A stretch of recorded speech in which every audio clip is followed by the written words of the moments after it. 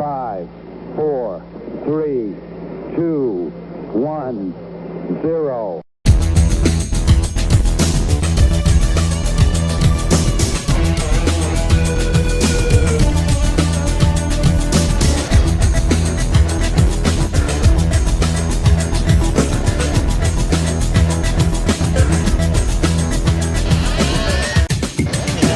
This is the Culture Clash. Liftoff. We have a liftoff. Wait, what? The Culture Clash is back? Yes, we are. We've been gone for a little bit. We've had vacations. We've had some cold weather, lots of rain where Kevin is at. But we are back right before Thanksgiving. We're going to have a fun episode tonight. We are going to be talking about Hollywood remakes, the good ones, not the bad ones, because there's a lot of bad ones out there, but inspired by the release of the remake of The Running Man. We've decided, hey, we're going to take a look at the great remakes that Hollywood has done. And of course, we're going to have a little Let's News, a little Buy It, Stream It, or Unsee It too. But we got a full show tonight and we got some very special guests with us. But, first and foremost, this is Culture Clash on the Fandom Podcast Network. We hope you're enjoying watching on our YouTube channel, or if you're listening on one of our many audio feeds that are out there. And of course, too, if you scan that QR code on your screen, if you want to check out our other podcasts, give that a scan. It'll take you right to our homepage at fpnet.podbean.com. You'll find our entire library there. But you know what, guys? I don't do this podcast alone. See that guy in that picture? We were together recently. The world might have ended and we didn't know it, but you know what? I'm going to bring him into the room now. He's the co-founder of the Fandom Podcast Network and my brother from another mother. The one and only Mr. Kevin Reitzel. What's up, buddy? Good to see you, man. Yeah, that picture there, that was when we were in Georgia, the Mall of Georgia, to go see Predator Badlands, which we'll talk about later. So yeah. Well, you did a phenomenal job making up this picture. Is this our "We Want You to Listen to the Fandom Podcast Network" photo? Yeah, and I want to give a shout out to our fellow Fandom Podcast mate. There is Adam O'Brien, who is of course the host of our Lethal Mullet action film podcast, and he did a little fun with some picturing and stuff like that. So thank you very much, Adam. Appreciate that. Yeah, always thanks to the mullet. He does a wonderful job with all that. But Kevin, we got a packed house here in the Fandom Podcast Network studios, and the kaiju isn't even in the room. I don't know how we're going to fit all this. Yeah, so I'm going to have a guest sitting here right next to me, and then we have this 8-ball guest over here, but that's not it. Well, yeah, that's not all. Is the 8-ball behaving itself? It was probably kind of pissed we hadn't used it in a while. Yeah, I woke it up from its slumber. It's mean, but it'll be. Yeah. I think the Magic 8-ball will enjoy this topic. Yeah. You didn't give it its coffee yet, did you? No, not yet. Okay. Well, we have some amazing guests here. I'm going to introduce our first guest. You might have seen him hanging around Union Federation with our special Q series that we've got going on, and he's been a great contributor, and we're glad to have him making his Culture Clash debut. The one and only Gary Akers. Thank you, guys. It's great to be here. Kevin, usually I'm behind the 8-ball myself, but this time I'm actually out in front of it. See. I want to. Done. Let's go. I want to. Yeah, but I'm bummed. I want to comment on the photo that you showed of you two guys. I from Kevin in that picture, I'm getting like a Hulk Hogan vibe from your expression in that photo. If you follow me more on social media, specifically Facebook and Instagram, you'll see a lot more expressions. Okay. Oh wow! Okay. I'm kind of known as the king of the selfie, so yeah. Gotcha. All right. Well, what is it? Our good friend Alex Autry says you have the selfie gorilla arms. Yes, yeah. Yes. And a buddy of mine in the 501st in Georgia says, because I would do big selfies of big groups of us together, and I would get everyone in one shot. And he used to say, "Why don't you just call them groupies?" Well, there you go. But Kevin, we have another guest here too, and this is a longtime friend of yours. I would like for you to bring him into his Culture Clash debut. Yeah, my buddy here and I used to work together. We go to movies together. We nerd out together, and we don't work together anymore, but we still nerd out together when we can. He's I kind of call him my little nerd brother, and he's an old soul, and I love this guy. Please welcome Robert, the Mr. Bald Soul himself. What's up, brother? Hey, thanks for having me. I've had a lot of fun on the Union Federation podcast, and I appreciate you having me here on Culture Clash. Yeah, well, we wanted you to, jump onto something else and have a little fun and talk about other stuff. This was a tough one.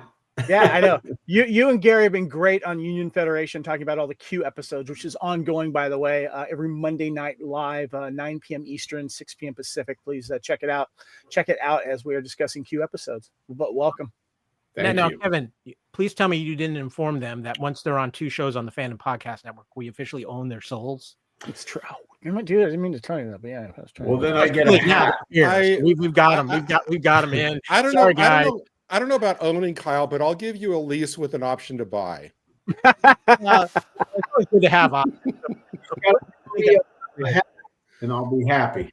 And as Kevin said, we're going to have one more guest later on, maybe 2 beaming into this show. We're going to see what happens here. But guys, before we go any further, spoiler warnings ahead. We're going to be talking about some of the things that have been hitting theaters. And so we might spoil a little bit. We're going to try not to because some of it's pretty new, but just be forewarned. Might be some spoilers ahead, and we'll warn you before we get to that section in general. But first, just a reminder too, this is Culture Clash. We have some great segments, including our Let's News segment, Buy It, Stream It, or Unsee It. But we have other things on the Fandom Podcast Network too, guys. And we want to just tell you what else is going on around the network. And Kevin, you're heading this up, so tell the people what's going on Union Federation.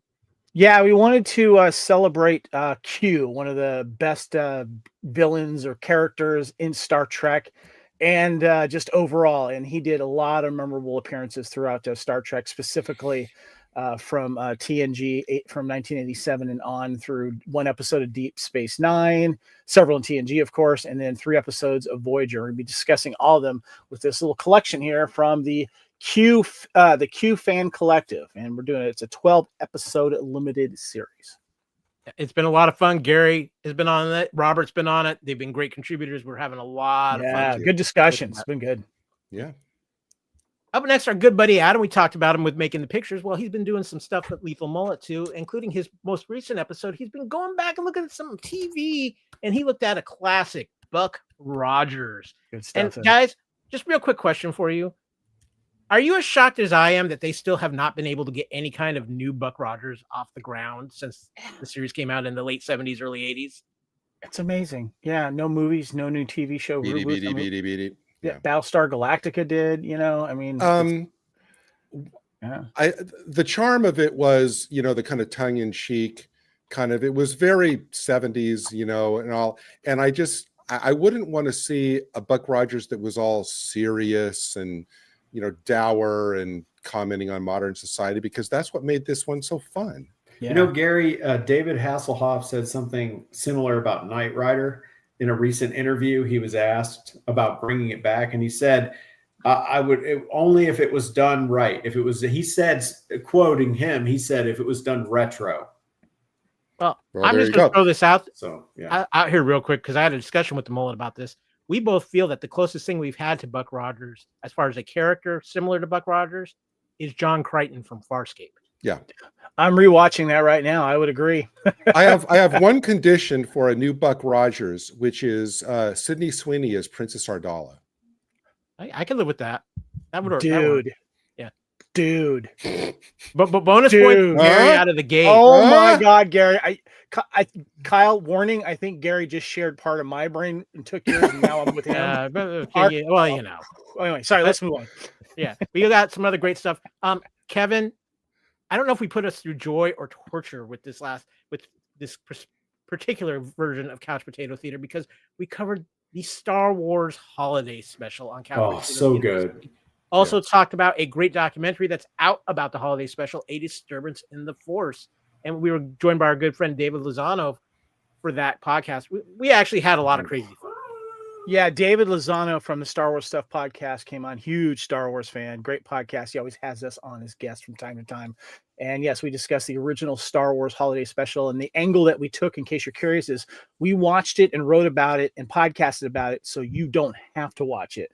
We broke it down scene by scene. We also shared commercials that came on during the time. Take you back time. A lot of fun. We also, as you mentioned, discussed Disturbance in the Force, a wonderful documentary about it. We released it on Life Day, November 17th. It is out there now. We'll probably do some more social media pushes on the other holidays that are dropping this holiday season. And And if you don't want to have to watch the movie, don't worry about it. We took care of it for you. That movie is a Christmas tradition in my house. There you go. Yeah. So yeah. don't knock it. B. Arthur's finest moment.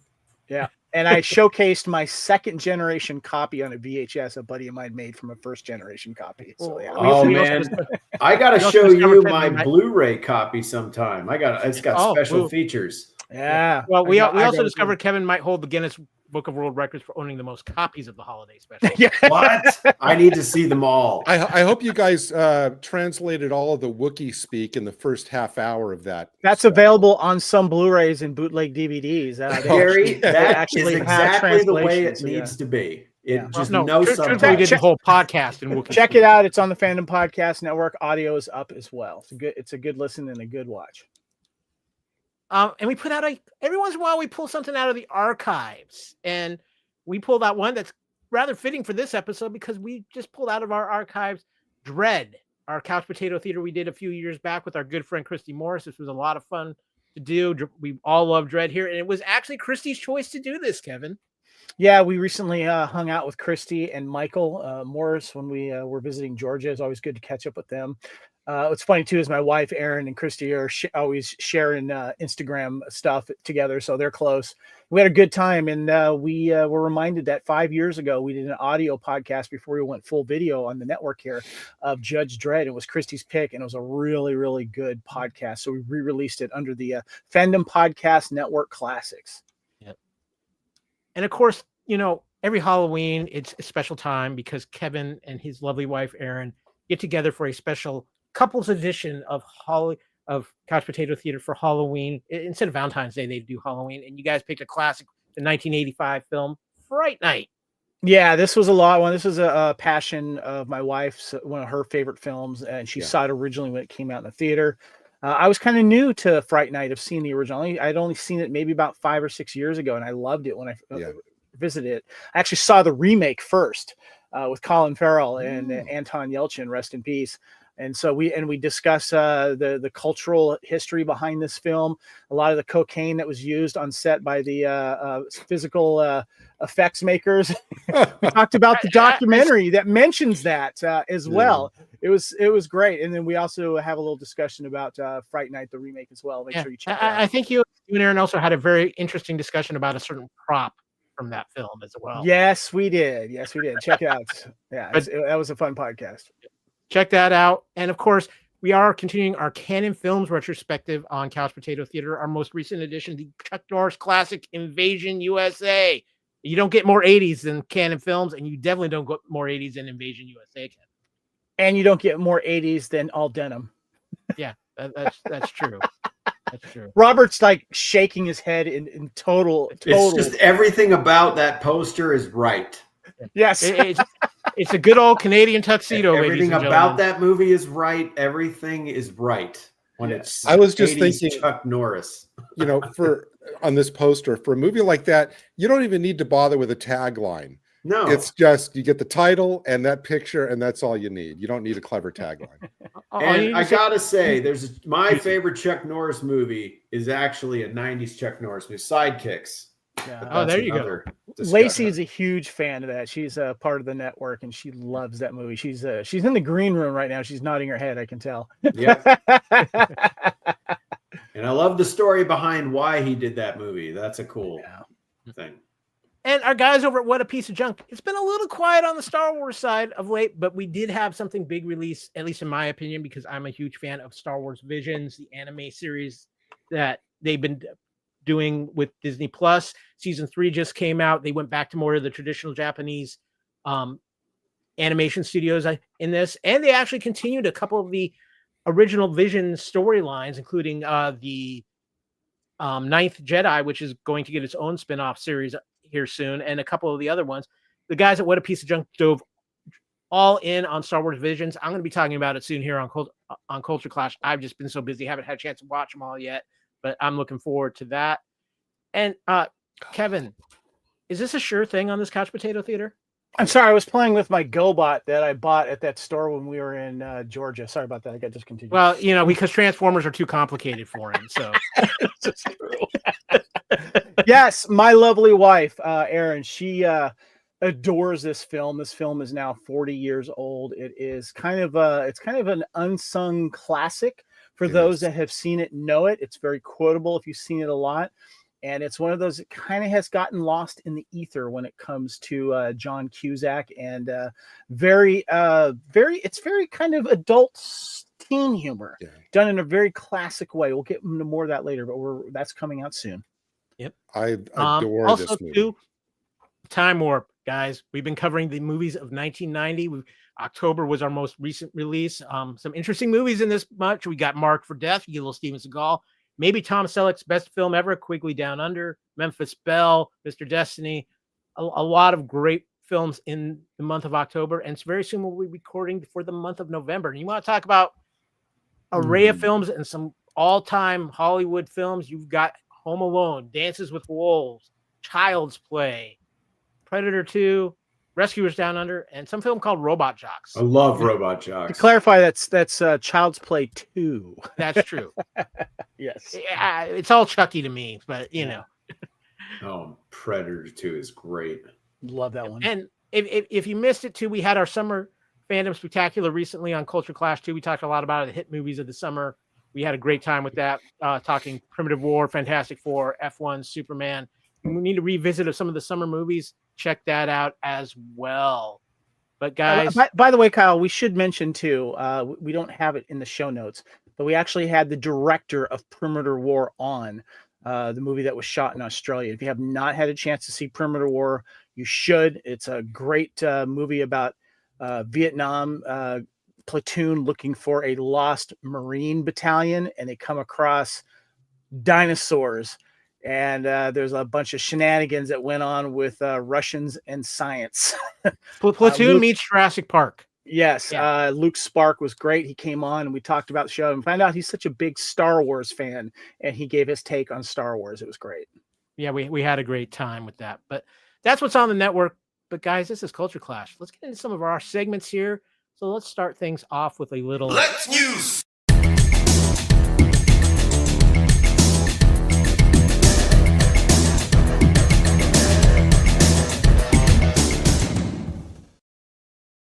Now, before we get to the full news, I'm going to bring in somebody who's been waiting in the green room because the first piece of news is something she has very much knowledge of because of her Dragon Con experience. I'm going to bring the queen of movie food, who is here in a championship mode because I know she's feeling a little under the weather, but she didn't want to miss certain things.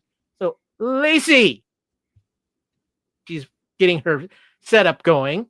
She's getting her ears on. There we go. Getting her ears on, and she's got to unmute her mic. Hello.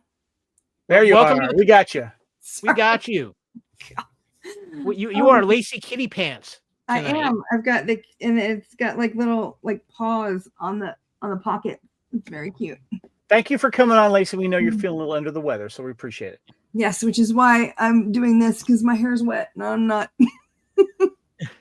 Yeah. Well, for Lacey being a champ, let's get into the news. And we had some interesting news drop this week because Stargate is set to return thanks to Amazon. Amazon has officially greenlit a new Stargate series, which will be released exclusively via Prime Video. In a press release, Amazon described its fresh show as a new original series rather than a direct continuation of anything that has come before in order to tell a bold new chapter of the dormant sci-fi franchise. Casting and release details remain under wraps for now, but speaking to fans in an announcement video, the new series creator, Martin Garrow, reassured longtime Stargate followers that the project would definitely not be a reboot. It has been announced, too, that several producers who were involved in the original Stargate shows will be part of the creation of this new Stargate show. Guys, what are our feelings on Stargate? It's been a while. Lacey, you do some Stargate stuff at Dragon Con, and you got in your hands there from your amazing movie and TV collection, the great Stargate box set that came out. Lacey, I know you've got to be excited about some Stargate coming back to the fandom because it's been a while. Yeah, I'm super stoked. Actually, the way I got into volunteering at Dragon Con is through Stargate because they had a charity auction the first year that I attended because I'm not like an old school Dragon Con person. I've been going for about 12, maybe 15 years by now. But so I won. Martin Garrow was actually there that year, and they had a bunch of Stargate folks, and he he put in the auction a board game that was created by a fan who sent him like a previs and then a working one and then a laminated one. And so he put the laminated one in the auction for I think that year we were doing I think it was the American Heart Association, and Don S. Davis had passed away from heart disease, so he had wanted to put something in the auction, and there were two of us who were just going back and forth, and the numbers got kind of spicy, and so finally Martin came out of the side. He was like, "Okay, here's the deal. I have another one at home that's like the previs one. If you guys will each do it and decide which one of you wants which one, I'll donate the other one as well." And so 3 weeks later in the mail, Martin sent me the really cool, it's like a Stargate Atlantis board game that a fan had designed. So I'm a giant Stargate nerd, and I can't wait. It's going to be so much fun. I want to see all of it. I wanted to ask you, Lacey, about this series that's been greenlit. First of all, are you excited about it? Because you've done you're like doing a whole rewatch of this, so this is all fresh in your mind. Yeah, the question I have in this article, though, it says that it's a fresh. It says that it's described as a fresh show, as a new original series rather than a direct continuation of anything that's come before. Are we to understand that means they're not going to have any relation to anything that happened in SG-1 and Atlantis and all that? No. So if you watch the interview that Martin and several of the other creators did, and I've got a link I can send you. You can link it to this later. But he was very clear that this is definitely Stargate. It's definitely, the ring, the gate, all the things. He said that it's not going to be a reboot. It will have familiar storylines, but he said he realizes this is X years old and there are going to be people who are coming to this fresh. And so he wants to be able to do something that you're not required to watch the old series to enjoy, but that if you did watch the old series, you will have something that you already love going into it. That's kind of how it was described. And that's paraphrasing because I've had a lot of cough syrup. Gotcha. Well, I want to ask Gary, where do you stand on Stargate? Because I mean, this is considered one of the more iconic franchises in fandom. Well, okay, this is why I wear my Stargate hat today. I'm very over the moon because on Sundays for the past few months, I have been on, me and a couple friends of mine have been doing a Stargate watch along. And we're about to the middle of season 3 now. We do 2 episodes. We have a great chat. And I hope this doesn't get me kicked off. I am actually the Stargate newbie because I am seeing all these episodes for the first time. So I have 2 friends who, like Lacey, are totally immersed and just can recite it all rote. And I'm the one who gives like the fresh eyes, the fresh perspective. So that kind of keeps things kind of interesting. And like I said, we're in the middle of season 3 and I'm loving it. So I'm very excited to have a new series, which will put me even further behind on the number of episodes that I need to catch up on before I'm all caught up. So, and I have the Blu-ray box set over there of all the series and stuff, which I'm not allowed to use because I have to watch things for the first time on the watch along. But no, I think this is really, really exciting news. I'm excited for the fandom. I'm excited for everybody I know, like, all of you who have been waiting for this for years and years and years. And I'm so excited that Brad Wright and Joe Malazzi are going to be involved in this, because I think that was one of the big questions. And when I saw the video of the Prime announcement this week and how they're going to be so involved, it's like, it was like, that was like a huge relief, because that they're going to keep things faithful. Just Robert? on that, yeah. from someone who's going through, because you have the Blu-rays or the DVDs at home, the commentaries by Peter DeLuise are some of the funniest. Like you've got 200 and something episodes of this show of just SG-1. You're getting 500 hours of absolute brilliance, because his commentaries are amazing. They're hilarious. Yeah. He is so funny, and he gives he's got a mind like a steel trap. Like the stuff that he remembers, it's really cool. I'm very jealous of you watching this the first time. Like it's really fun. It's super fun. Yeah. Robert, what about you?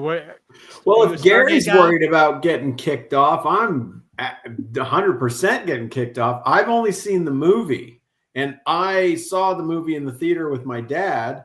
Sorry, That's okay. We allow pets here on oh yeah, this is Sally. I saw the movie in the theater with my dad, and one thing I distinctly remember was when they first go through the gate. I was gripping the hand rests on the movie seat like I was going through the gate. I was that immersed into it. Yes, it's exciting.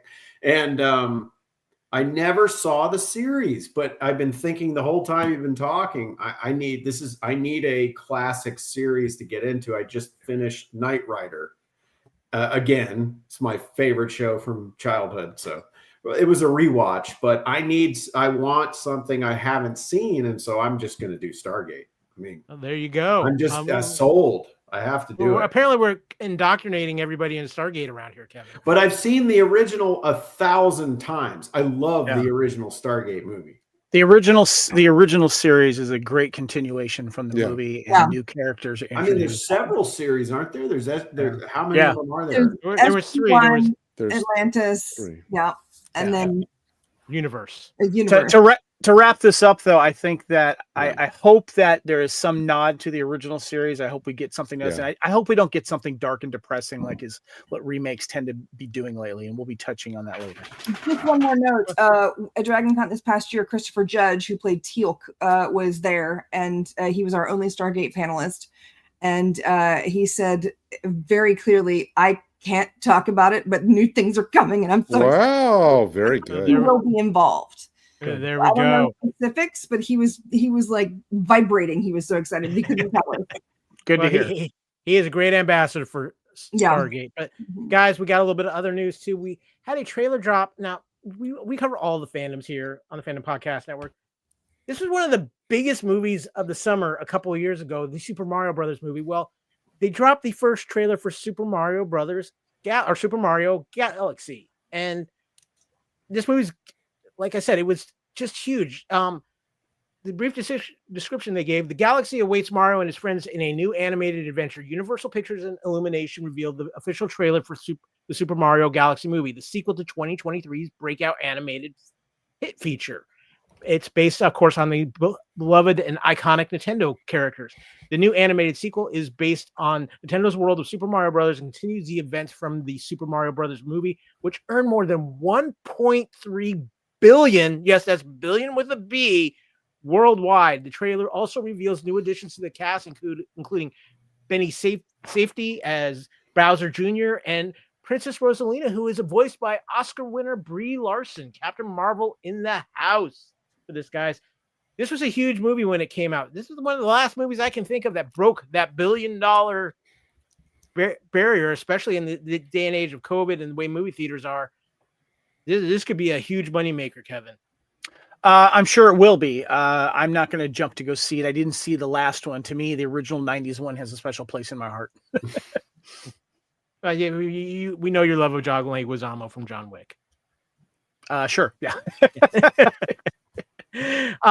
Robert, I mean, I'm video a game Nintendo movies, kid, huge Nintendo fan, so don't get me going. I mean, so just give us your quick thoughts. How much did you enjoy the first Super Mario movie? I loved it, and I grew up with The Wizard. Own it. I've seen it 1 billion times. Love The Wizard. The Super Mario Brothers Super Show, which was Captain Lou Albano playing Mario in the show, and then had an animated thing, and then you had the Legend of Zelda cartoon. I watched that, and then you had the live action movie, which I was in the theater to see. And I just remember as a kid, I'm not knocking it, Kevin, but as a kid, I just remember being very confused because I was thinking, what is this? This doesn't look anything like Super Mario Brothers. They don't put things on their legs. What is going on? Anyway, but that movie is a cult classic. I'll watch it to this day. And then fast forward, and I've had all the systems at one point or another. So I played Mario Galaxy on a Nintendo Wii in the early 2000s. So, yeah. All right, Gary, I just want to ask real quick. Did you see Super Mario? I did not. Like Kevin, it's kind of like, if no Bob Hoskins, no me. But I really am I'm glad that there's still, hopefully this is a great movie for the kids. I'm glad they're still making movies like these for the kid audience that really just allows them to experience like the joy of being a kid and not being like an adult. It's like, don't treat kids like an adult. Give them things that they enjoy as kids, which I think Illumination does a great job with that. Great. Yeah. The poster's terrific. Yeah. But speaking of weird fandoms, but I think we have to recognize this. Also dropping was the Devil Wears Prada 2 trailer. Now, Kevin, the first Devil Wears Prada is definitely a classic for a lot of people. Yeah, I think it was one of those contemporary movies that I think a lot of people were drawn to for one reason or another. Whether you like Meryl Streep or Anne Hathaway, or just wanting to see what that kind of life and how that was going to be translated from book to movie, and it did really, really well. And it's still a fun kind of romantic business type comedy, and everyone was great in that. Emily Blunt was that was probably one of the movies that kind of brought her to the forefront. And they're all returning. And Stanley Tucci, he's in that too as well. He's coming back, I think. So I think that this sequel will definitely do well. I'm actually excited for it. Yeah, I think it's a pretty big deal. They got most of the original cast returning. I think this is going to be something that for a lot of people, it's great to return to it. Hold on. We got a message from Lacey saying she's big into long-awaited sequels, this and the new Princess Diaries movie. So there you go. Oh, yeah. Anne Hathaway's got some sequels on her schedule, that is for sure. But, guys, we're going to close out the news segment here and get things into our main topic.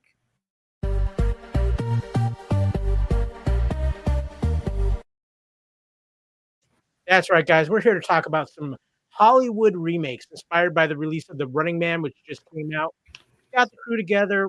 Magic 8 Ball's been a little fussy. We haven't used it in a while. So we're going to bring this crew together and figure out what our Magic 8 Ball top 8 remakes are. And we're gonna have a little fun with this. So let's kick some things off. Of course, we've got our movie remakes. Is the 8 Ball ready, Kevin? Let me double check. Hold on. I'm going to wake it up. Oh, yep. Here it is. It's good to go. There you go. Did you want to ask it a question? What's it saying to us, Kevin? Did you want to ask a question? Because that's the way it works. I'm asking the Magic 8 Ball if it's ready to talk some remakes. All right. Let's see what it says here. It says you may rely on it. Oh. Well, there we go. So I'm going to kick off with some of my picks here and see what you guys think. For me, one of my all-time favorite remakes, The Italian Job. I love this movie. I have so much fun with this movie. I think it is, for me, vastly superior than the original. Wahlberg and the cast are just fantastic. Seth Green as Napster, a great Jason Statham movie. Donald Sutherland, Charlie Theron's great in this. Ed Norton as our main protagonist, our main villain in this is just fantastic. So The Italian Job is up there for me. Also up there for me, in fact, this is my favorite Bond film. And I know Kevin had a little discussion. Should this one even count? I think it because it's part of the Bond franchise, but I think it should. I think it is the best Daniel Craig film. It is my favorite Bond film. Ava Green might be my favorite Bond femme fatale in this. I just thoroughly love and enjoy Casino Royale. Up next for me, this is just one of my all-time favorite movies, Ocean's 11. This is an amazing cast. This movie is so much fun. I love all three films, but it all starts with Ocean's 11. Soderbergh did a fantastic job with it. The chemistry between Clooney, Damon, and Brad Pitt, and the entire cast is just great. You could tell they were just having a wonderful time making this film. Also for me, and I think this is a movie that this might be our universal agree upon movie from everything I've seen putting the show together, 1982 is The Thing, maybe the greatest remake of all time. Honestly, this movie is an all-time classic. John Carpenter, Kurt Russell, leaves you wondering at the end. Just a great horror film and absolutely amazing. And finally, for me, I'm going to go with something a little more modern, Dune. And I say this because I am a fan of Dune. And yeah, I don't want to think about the David Lynch 1984 film. This movie is visually stunning. Please look at Robert's face right now. He's like really wondering, wait, what? We paced him off the show, apparently. Maybe he likes the original one better than the new one. I prefer the David Lynch. Yeah. Absolutely. Hold on. Yes. I'd like to introduce to the show my lovely wife, Erin. She likes the original better than the remake as well. But hey, hello. I mean, yeah. I'm not a fan of the Lynch film either, so that's where we're a minority. That thing that just that took me out of it completely. But you know what, guys? Those are my picks for aiming for the list. But Gary. Can I just want to be probably the lone voice on YouTube throwing some love for the original 1967 Casino Royale, which is insane as any movie you'll ever see. But you know what? Woody Allen makes a pretty good James Bond. That's all I've got to say. Well, I'm going to say, Lacey, I know you're back in the green room. Are you ready to come in to give a little input here?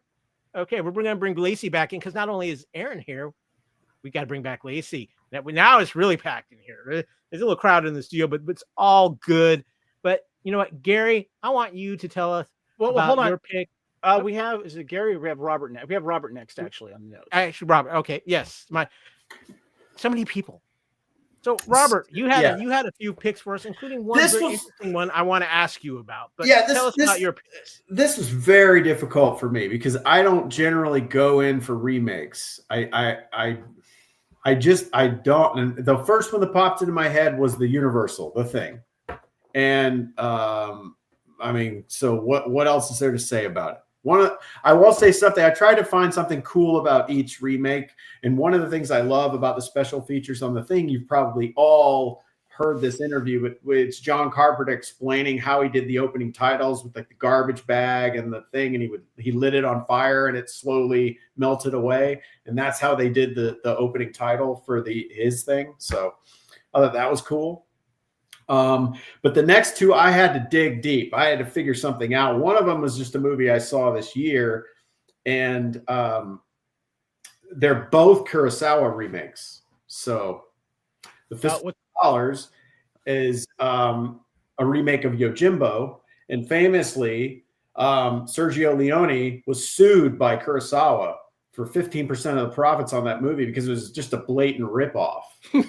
I mean, it came out 3 years after Yojimbo. So what has the better name, Fistful of Dollars or Yojimbo? yeah. And I mean, they're so identical. I mean, Yojimbo is a Ronin. Fistful of Dollars is the man with no name, but they both go into a place with two warring factions. It's like beat for beat, almost shot for shot. It's almost the same movie. Highest to Lowest is a remake of High and Low. And I only watched it because I'm a Denzel Washington fan. I was like, I'm going to watch this because he's in High and Low is also done by who? Akira Kurosawa. Nice. However, this one was definitely a seasoned filmmaker, Spike Lee, who has a huge respect and fandom of his own for Akira Kurosawa. I mean, he went to great lengths to let you know as a viewer, I appreciate this man and his work and what he did, and my movie is very much connected to that. However, it deviates from the plot. It's a music mogul versus a shoe company mogul, and it's more of a riff on an adaptation, whereas Fistful of Dollars is a loving ripoff, I would say, because I love Fistful of Dollars, but those two, I really had to dig out and find two movies I thought were good, and they're remakes. But otherwise, this is so painful. Robert, I just want to ask you real quick because Highest to Lowest, Spike Lee did a huge media press tour for that film. Yeah. Tying him with Apple. I have not had a chance to see it yet, so definitely a high recommendation from you. I will say this. I mean, I love when filmmakers do weird stuff, and he does some really interesting he does some stuff that you go, okay, that's shot digital, that's a drone shot. And then there's stuff over here that looks like it's like Super 8. And then he's got shots that are very grainy. And he's got these weird George Lucas style wipes that happen. And he does so, in my opinion, it's like watching a rock god on stage who's at the pinnacle of their career doing a guitar solo. I mean, it's Spike Lee at this point in his career, right? So he's using every possible thing in his toolbox to make this really cool remix of a Kurosawa movie. And I just, I just thought it was great. But good picks. I like that. Let's get up to you, Gary, and see what you've got, because I think Aaron might be a little proud of the three picks you have. I have these, and then I have a very good honorable mention. I will tell you that these three were very easy for me. 1978's Invasion of the Body Snatchers, I actually think, is not only probably the best genre remake ever done, I think it's one of the top sci-fi horror movies ever made. I mean, the original, from 1956 was, a good movie, but it was in the era of, the McCarthyism era, anti-communism and stuff. It was talking about elements of dehumanization and stuff. But the 1978 one just almost came out of nowhere. A stellar cast. You have Donald Sutherland, Brooke Adams, Leonard Nimoy, Jeff Goldblum, Veronica Cartwright. The fact that and it's a very of its time movie as well, because the fact that the pods are already kind of in control of the police and the government is a very kind of 70s post-Watergate, post-Vietnam kind of ideal to bring into movies. Everyone's already so disengaged from each other and apathetic at that point, in real time, that nobody really notices when the pods take over. But and with one of what I consider one of the all-time great final scenes in film history. I'm not going to give it away, but it is a terrifying last scene, and it will stick with you forever. So that was my number one. My number two is 1986's The Fly. And before I go any further, these picks are not determined by the fact that Jeff Goldblum is my spiritual guru here today. You're wearing a T-shirt with a pocket. A sweatshirt, actually, sir. A sweatshirt. With Jeff Goldblum out of the pocket. Yes. That's great. David Cronenberg, obviously the original from the 50s, which is one of the goofier but more memorable monster movies of the era with Vincent Price. But this one, David Cronenberg took it. He also rewrote the screenplay as well as directing it. Really mining the premise, taking it to its more kind of logical, not so laughably absurd conclusion where, when you distort your cells at the molecular genetic level, the effect is going to take some time to manifest. Now, you don't just bolt a fly's head with the human brain onto a man's body. The poster and the tagline for the poster is classic. The tagline, be afraid, be very afraid, became a cultural trope. This is another, superlative sci-fi horror entry. Jeff Goldblum, and I thought so at the time, and I've never changed my mind. This movie got an Oscar for Best Makeup. Jeff Goldblum absolutely should have been at the very least nominated for his role in this movie, because he is just beyond outstanding in this. And it does go for the kind of gross out at the end, but there's still, kind of like a heart-wrenching ending. But this movie is just, please ignore the sequel. the 1986 remake is great. And I will echo Kyle on Ocean's 11. Ocean's 11 this is the perfect justification for doing a remake. Take a movie, an original, that had a good idea but wasn't done that well, and do it the right way. I mean, the original is, I'm a huge Sinatra fan, but the original was just a boring Rat Pack movie that's nowhere near as good or as cool as its rep might have you think. In this one, as Kyle said, it's a great cast. It's a terrific concept for the heist that really draws you in. Yeah, I mean, great performances. These are all like criminals as opposed to just kind of a motley collection of army guys in the first one. The sequel got a little bit kind of smug and, self-important, but the Ocean's 11 and 13 are terrific. The villain's better than the original. The characters are more interesting. The mechanics of the heist are more exciting. It's just a fun movie when you're really rooting for them to pull off this. And my honorable mention is the 2005 War of the Worlds from Steven Spielberg, starring Tom Cruise, which is a remake of the classic 1953 George Powell produced original. So good. Tom Cruise is great in this. Dakota Fanning is just amazing in this. So many awesome set pieces. The first emergence of the tripod is great. The attack on the ferry is the music was really good too in that movie. Yeah. And who can forget if every movie should have one indelible scene that just sticks with you no matter what you think of the movie. The scene when they're all just standing there and they see that train on fire just coming across from the horizon and then disappearing heaven knows where.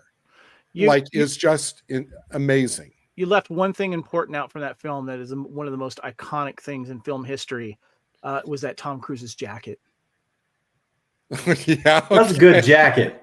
Yeah, he had a good jacket, but Tom Cruise should never ever do a baseball movie. And there is a very clever tie-in with the 1953 original, because at the end when they get back to the grandparents' place, and safety, Gene Barry and Ann Robinson, who played the two main roles in the 1953 original War of the Worlds, cameo as the grandparents. I thought that was a very nice nod on Spielberg's part.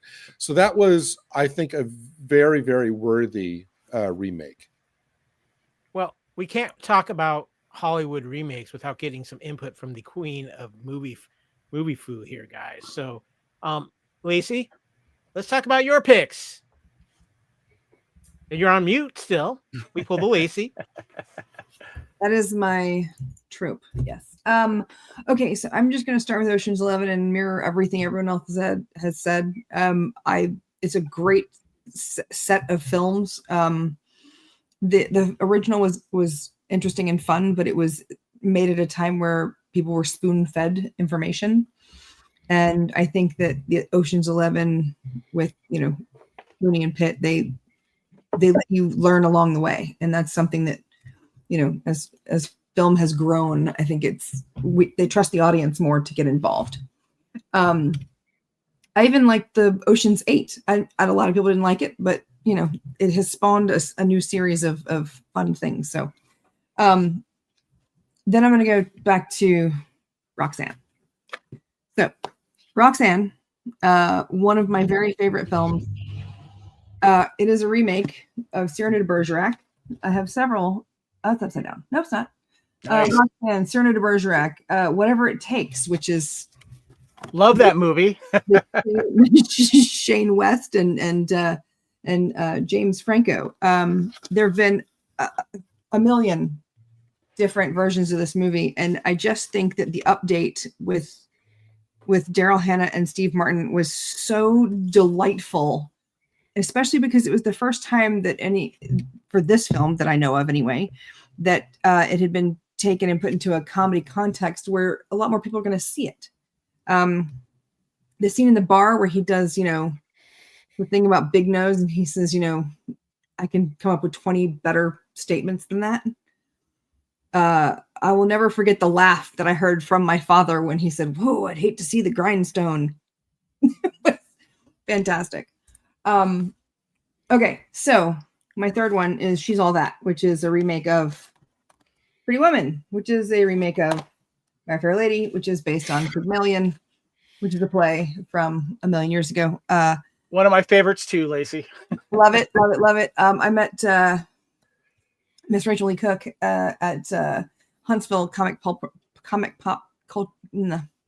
the Huntsville convention I go to last year, and she was absolutely delightful. Alex and I got a chance to meet her, and we nerded out over Josie and the Pussycats, and she was just so sweet. She's a tiny little person, and she's the nicest human being that you'll ever meet. She's super sweet. So those are my three. I did have Clueless on there, and then I realized that Clueless came out before Emma. So Emma is what it was based on. You were But it close. was- It was within a year. Yeah. So I guess Emma was a great remake of Clueless, which was an adaptation of Emma. Anyway. Okay, guys, it's about to get a little scary around here because we did this, and Mrs. Reitzel said, "Oh no, you're not doing this without me inputting the best horror movie remakes." So I'm just going to hand the floor over to the lovely Mrs. Reitzel and Kevin, Aaron. The floor is yours. Well, I did want to clarify too that Kyle, you and I, were with the help of our panel here, we're going to put together the top 8 at the Magic 8 Ball of the remakes. And I said, well, we got to get my wife Erin on this because I know she's going to have. We've talked about this with the horror films, but also too, she also said, well, I don't get 3, I get 5 because I'm married to one of the co-founders. So we've got 5. Well, I did give her permission, so you know. I think horror is probably the genre that gets most remade, like movies, and they're mostly shockers, horrible, like the remake of Black Christmas, gross, and they'll do Cabin Fever, and then 3 years later they'll do Cabin Fever again. So, when you get a good one, you get a really good one, and they've been brought up, of course, The Thing. You know, you can't get better than that.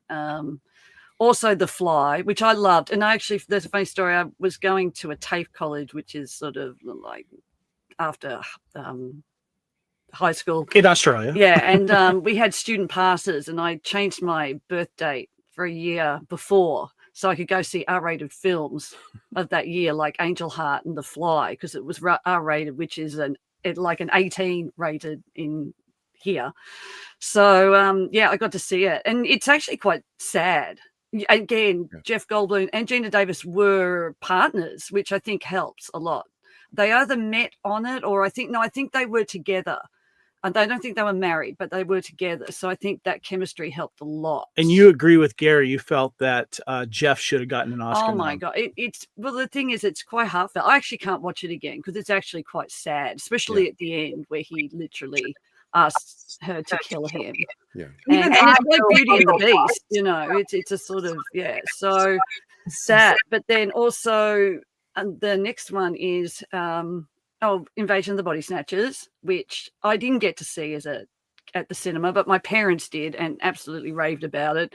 And of course, the ending scene is, you know, you've seen so many sort of GIFs and memes about it, but also there's another scene of, you know, what can happen if like 2 different species join together, which was quite terrifying because it was all practical effects and the effects were amazing. So as always, you know, for even in how old it is, the effects were, you know, beautifully practical as always, which I prefer. Going on to the next one is Zack Snyder actually made a good film, and it was Dawn of the Dead. 2004. Yeah, I know. And I agree with you on this, Aaron. So zombies have always been slow. This is the whole thing, slow. I think 28 days later, they brought in, it's not zombies, it was a virus, but always people think it's zombies because people were dead, and they got fast. And so Zack Snyder changed it and made it into fast zombies. And I love fast zombies. Zombies on speed, I love. You know, and it was because it was terrifying. They just came at you at 100 miles an hour. So a great remake. I think I prefer it to the original. And I know a lot of horror fans will be like, George Romero and Tom Savini. And I'm like, yeah, well, you That's the one that starts in the shopping mall, right? Is that the one? Yes. Yeah, I did see that one. Yes, and it was all about, Yeah. becoming a zombie. Where would you go to if you were dead? Go somewhere familiar, a shopping mall. And if you remember correctly, Ty Burrell from Modern Family was in that film too. Yeah, and that guy, I never know his name, but he was in Lioness. And he always played the ass who became a hero. You get that guy who starts off being a wanker and then becomes sort of a hero. I can never know his name, but he's in like every show on TV. And Polly, I forgot her name, or something Polly. Anyway, so the next one after that is The Thing. I've talked The Thing. We've all talked about The Thing. What's your thoughts on The Thing? I'd say it's the perfect film. Kevin and I have talked about the perfect film where you've got music, cast, script. It's paced well. You wouldn't cut anything out of it. Yeah. Aged amazingly, especially when it came out on Blu-ray. Like everything is just, again, practical effects. Rob Bottin did it. I don't think he slept for about 6 months. And you and I got to see it. I had not seen it on the big screen before. And I never saw it on the big screen. And we got to see it recently with his double feature. In 4K. Double feature, The Thing and American Werewolf in London. It was great. Yeah, I did see that in December. But yeah, so that's amazing. Also, my next one is The Hills Have Eyes. 2006. Yes. I wasn't a massive fan of the Wes Craven. It does have Michael Berryman, but a French director, Alexandre Auger, who did a movie called Haute Tension or High Tension. Ultrally uber violent. The French went through a time of bringing out amazing films that were ultrally violent. They call it, was it like violent porn or porn violence or whatever it is? And they had Martyrs and Frontiers and High Tension, and it was just, for a horror fan, it was just glorious. Well, he came over and he remade The Hills Have Eyes, and again, beautifully shot, a great cast. Aaron Stanford, who's Pyro in X-Men. He played the sort of, the guy who's against violence has to become it. It's pretty much Straw Dogs, if anyone's seen that, with Dustin Hoffman, same thing. And but again, great makeup and uber violent, which I just loved. Like when you sit there going, hit him with the pickaxe, they hit him with the pickaxe. It's just what you want. Anyway, highly recommended. And my last one, which is an honorable mention, is The Blob from, was it 1988? 1988, which is Chuck Russell starring Kevin Dillon. And what's his name? Shawnee Smith? Shawnee Smith. Who I thought was a great scream queen. She was plucky. She wasn't a damsel in distress. Again, practical effects, some really fun body melting scenes. It's probably a little dated near the end when the blob's sort of running through the town. But other than that, just so much fun. So much fun. Gary, they were mine. Really quickly, Aaron, I wanted to see if you agree with me. The Thing poster, I think, is Drew Struzan did that. And I think that's one of his most inspired designs, because, I mean, it's kind of a weird, how do you capture what that movie is about and then like draw you in as a viewer? That is one of the most inspired poster designs I think I've ever seen, is the one he did. Yeah, totally. And when it gives you, because it gives you everything but nothing. Does that make sense? Yeah. And so you're not just getting it all on, I mean, again, you see some of the inspired posters now, and it's literally because we've all seen the film. Like, it's very rare that someone hasn't. So then they just give everything. But this could give you don't know what the thing is. And so you don't really know what this, there's a light coming from this sort of, guy. Yeah. And it sort of draws you in. And, wasn't it man is the warmest place on earth? I think with the tagline for it. Yeah. Later. Am I weird? But The Thing makes me feel really cozy. I just like watching it. Yes, that's weird, Robert. Well, hold on. No, you're onto something here, Robert. I get super when I'm in a super cozy mood, I put on The Thing. My wife Erin has always says it's like when you're comfortable with somebody, it's your warm blankie. It's a blanket film, yeah. And it's just so beautifully shot, and it moves. But I like all the stuff before the mayhem starts. Oh yeah, the whole station has a vibe, and it's built out, and it feels lived in, and you feel like these guys have been living together in this shack for a long time, and I like that kind of stuff. Beard, you know, he look, you know. Robert's a fan of the head sprouting legs subgenre. That's a great scene. Okay. Come on. I gotta stop this because only on Culture Clash would we consider The Thing a comfy movie. I do. And it's funny because it bombed because it came out at the time of E.T. Yeah, 2 weeks after E.T. was the wrong time to release this movie. And it came out, and then everyone went, too much. Yeah. And again, there's a funny meme going around with that scene from Back to the Future where he says, you know, you might like it, but you know, you might not get it, but your kids will love it or whatever it is. Yeah. And they always put it as a thing, and it wasn't until VHS, and it really threw John Carpenter. He was meant to do so many things after, and he just really got blackballed by it. Yeah. And it really threw him. And now it's so revered. And then it got to VHS. And then, of course, that was, you know, suddenly you were at parties. That's what you did. You watch videos at parties. I feel like it's gotten extra love, too, because people have gotten so tired of so much CG. And we see how much practical effects were in this film, and it's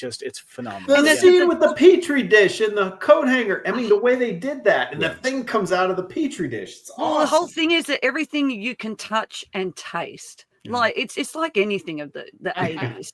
When Sigourney Weaver was fighting the Queen, Alien Queen, she was fighting the actual Alien Queen. Yeah. Oh, and Aliens? Yeah. That was a full replica. Yeah, all practical effects. Yeah. Kyle, you had some?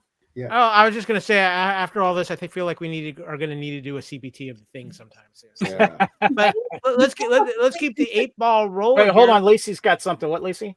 I was gonna say the thing about The Thing is that there are so many kind of spawned similar films afterwards. I mean, even X-Files did an ice episode, like where they were trapped in the Arctic, and it was literally The Thing. And it's kind of made its way through pop culture. I mean, I saw the X-Files episode before I saw The Thing. I was sort of sad with the sequel because they did this whole thing of, you know, we always wanted to know with the Swedes, you know, or the Norwegians that they, you know, what happened there. And then I would have rather that been done as a foreign film and done in all their language. Because, that's a great idea. You know what I mean? Instead of suddenly throwing in Joel Edgerton and we have to have Americans on there. Because, by a Swedish filmmaker. Yeah, by a Swedish filmmaker that could have done that version. Yeah, that's a good idea. Thing, yeah. All instead of throwing that we have to have Americans in. Yeah. Hey, Aaron, what if in the very late 80s or the early 90s, Carpenter had announced that he and Kurt Russell were going to do a sequel to it? Would you have been excited by that, or do you think the first one just needs to be left alone? No, that's it. It's done. Okay. We don't, and I'm very much, I don't need origin stories or sequels. It's, to me, and also that's another one. It's a bit like, I mean, again, with Invasion of the Body Snatchers, really the ending is ambiguous because we don't know if someone's faking it or they're not. And again, with The Thing, you never know. I think they did film a couple endings where it was going to be one of them was The Thing, or, you know, we didn't, and we don't know. We don't know. The best ending is not knowing. Yeah. It's totally. And it's just, so that's left with you're going to sit there and go, I have a feeling The Thing might make the top 8. I'm just, it's in there. It has to be. Yeah. Come on. I've actually already written it in right now. Yeah. Speaking of the top 8, we still have one more person to give us his picks. And that's you, Mr. Reitzel. So let's talk about your remake picks. Yeah, I know this. The rest of the panel, there's several here that might like this pick as well, and that's Dread. Yes. Dread 2012 remake. or reboot, whatever you want to call it, from the Sylvester Stallone film, which I'm a fan of because I love the cheesiness in it. But Dredd, really, he didn't take his helmet off. Carl Urban was great in this. It was scarier. It was more super, as you would say, uber violent as well. And it was a quick, hour and a half film.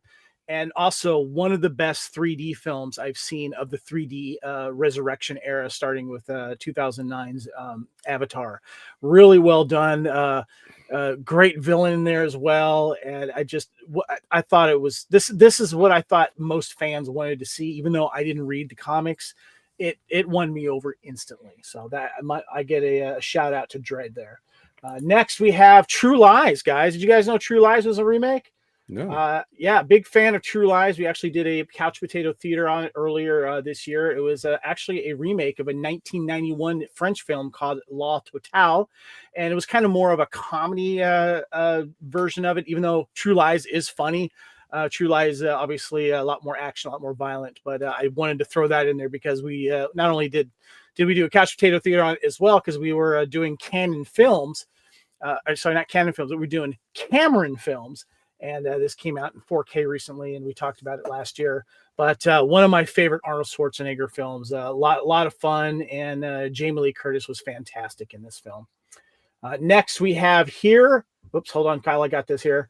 I'm a huge Westerns guy. Grew up watching a lot of Westerns, and the 3:10 to Yuma movie from 2010, starring Russell Crowe and Christian Bale, was a fantastic remake. And Ben Foster, in my mind, one of his better roles as one of the lieutenants for Russell Crowe's character, and he was vicious. Well, he was intense, was he? Oh, very intense, which is what he's good at. I watched the original 3:10 to Yuma. It's more of a adventure kind of with a little bit more comedy. It was kind of weird to go back and watch the original after seeing this one here.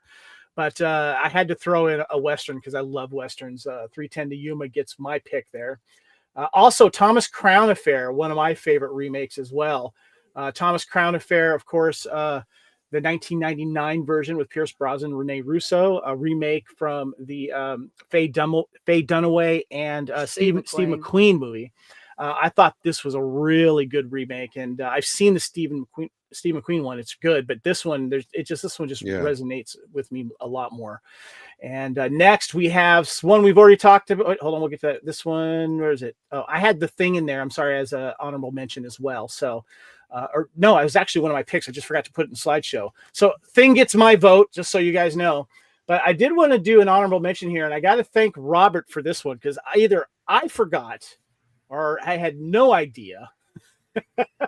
But did you guys know that Heat was a remake from a 1989 TV movie, also directed by Michael Mann, and is pretty much almost a shot-for-shot copy of it?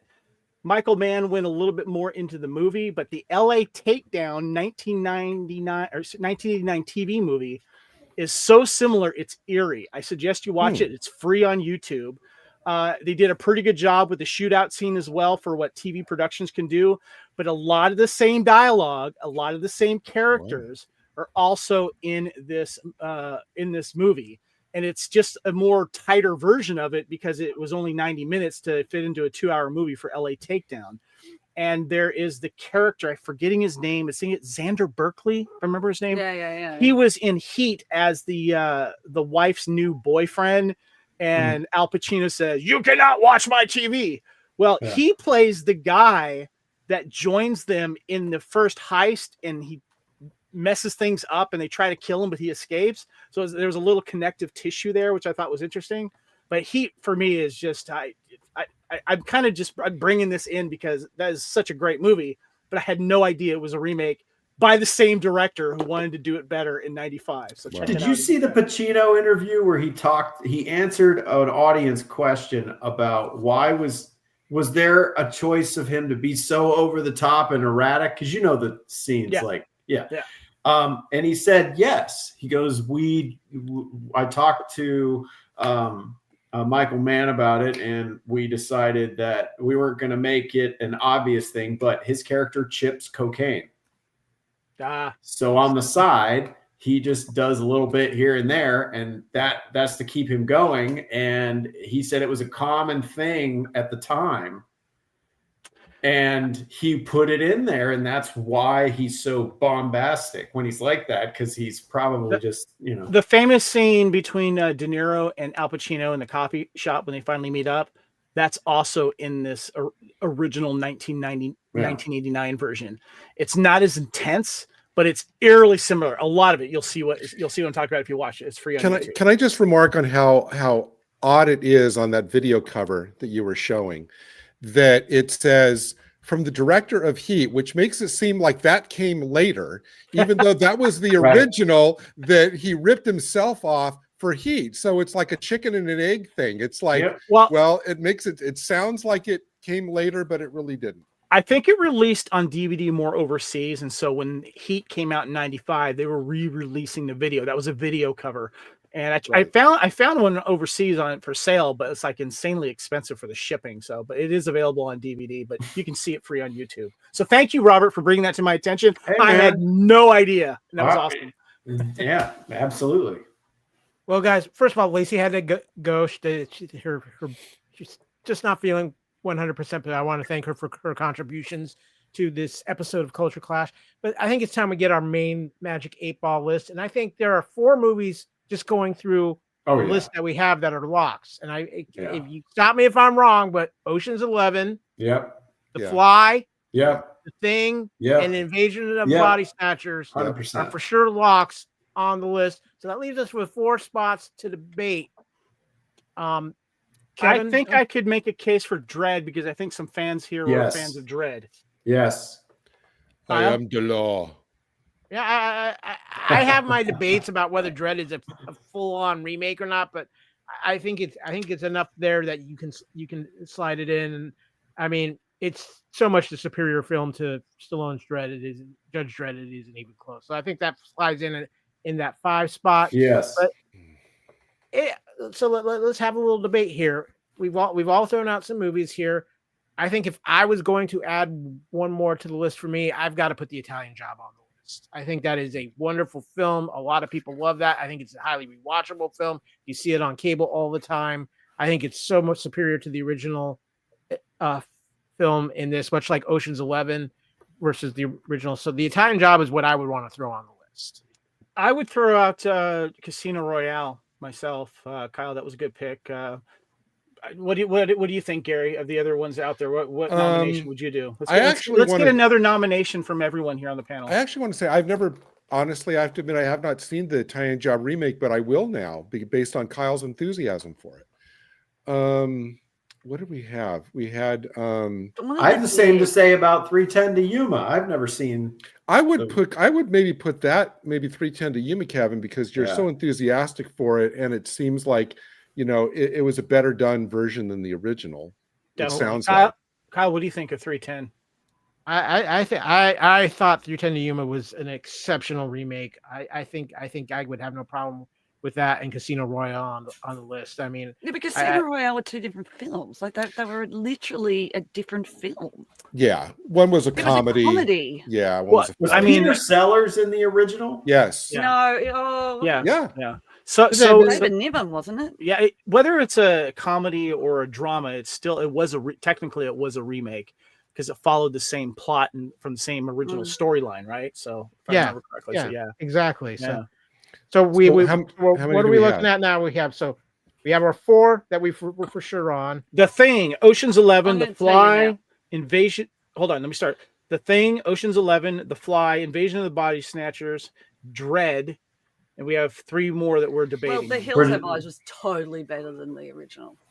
Yeah, totally better than the original. Well, I think throw a horror movie in there. Yeah. Well, we have The Thing. Yeah, that's why we have The Thing. We have The Fly, and The Thing is a horror film. So yeah, it's got. We have 3 horror movies on there now. I think we got to put Casino Royale on there. Okay. I'm fine with that. If we want to get a different genre in, I think maybe what about Roxanne? I mean, that's we need a comedy. If we want to put a comedy in there. Yeah, that's a pretty cult classic. That's one of a lot of people talk about that Steve Martin performance. That's one of his more well-known performances too. Because it starts going into a book. We've had this discussion on why you don't do Frankenstein, because there's always going to be 900 Frankensteins. They're always going to make Cyrano de Bergerac in a different form. She has a point. When we were talking about like, let's not have any franchise type movies. There's been Like so Dracula. many versions. That's why you said no Batman. Right.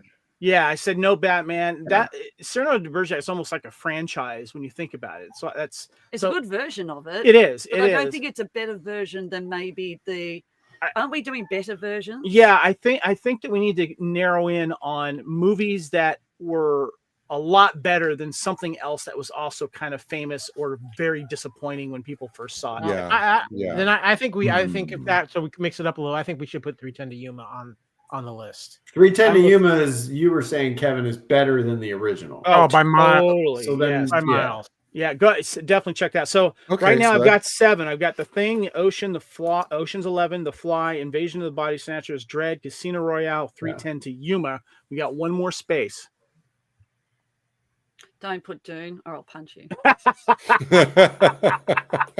Most boring. I think we're gonna have to concede that.